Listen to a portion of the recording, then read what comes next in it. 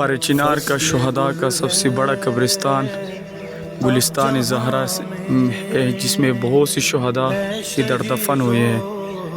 ادھر کثیر تعداد میں شہداء کی قبریں موجود ہے۔ بسم اللہ الرحمن الرحیم۔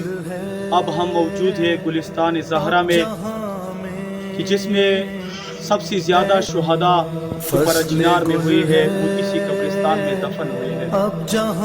واقعاً سرزمین شہداء پر چنار کی قربانیاں قابل تحسین ہے۔ اس وجہ سے اس سرزمین کا نام بھی شہداء پر چنار اس کا نام پڑ گیا۔ اس کی وجہ یہی ہے کہ انہوں نے 1000 شہداء دیے، اور ان 1000 شہداؤں نے یہ ثابت کر دیا کہ ہم کربلا کے ماننے والے ہیں، ہم حسین ابن علی علیہ السلام کے ماننے والے ہیں۔ ہم سر تو کٹا سکتے ہیں، اعوذ باللہ من الشیطان الرجیم، بسم اللہ الرحمن الرحیم۔ وَلَا تَحْسَبَنَّ الَّذِينَ قُتِلُوا فِي سَبِيلِ اللَّهِ أَمْوَاتٌ بَلْ أَحْيَاءٌ عِندَ رَبِّهِمْ يُرْزَقُونَ۔ السلام علیکم یا شہداء، السلام علیکم یا صدیقین۔ ہمارا درود و سلام ہو شہداء پر کہ جنہوں نے اپنا لہو دے کر قوم و ملت کو بچایا، دین و مذہب کو بچایا۔ ہمارا درود و سلام ہو ان شہداء پر کہ جنہوں نے اپنا خون دے کر، اپنی جان دے کر ایک قوم و ملت میں نئی روح پھونکی کی۔ واقعاً شہداء کا عظیم مقام ہے کہ جنہوں نے اپنی ہستی مٹا کر، اپنی جان دے کر قوم کو بیدار کر دیا۔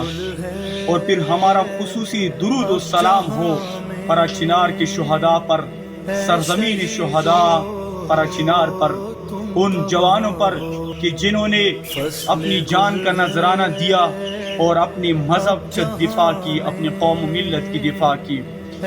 ان شہداء کا یہ پیغام ہے کہ اگر ہم نے اپنی جان دی لیکن ہم سب کو یہ پیغام دیتے ہیں۔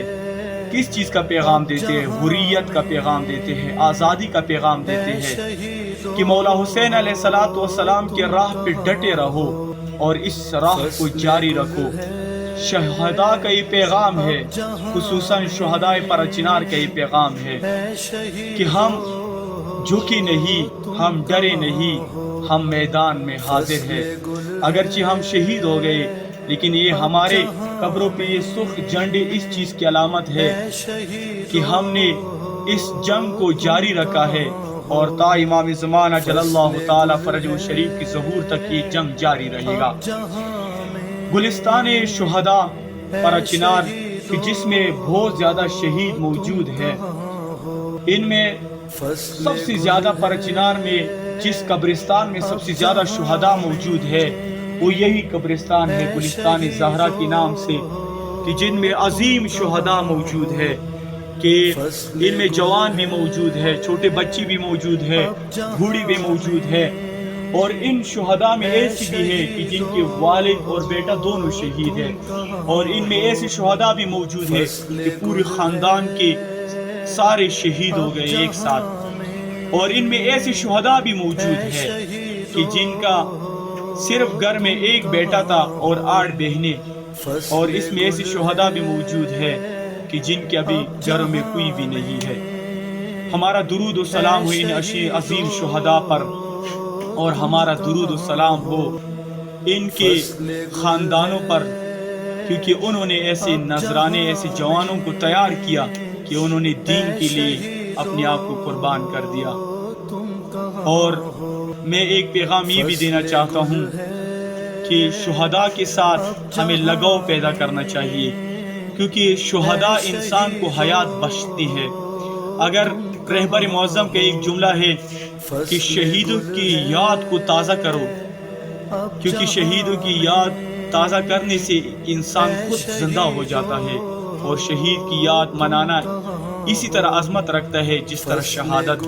اس کی فلسفہ اور وجہ یہی ہے کہ شہداء اتنا عظیم مرتبہ رکھتے ہیں، جیسے رسول خدا صلی اللہ علیہ وآلہ وسلم نے فرمایا کہ ہر درجے کے اوپر ایک درجہ ہے، لیکن شہادت ایسا درجہ ہے کہ جس کے اوپر کوئی درجہ نہیں ہے۔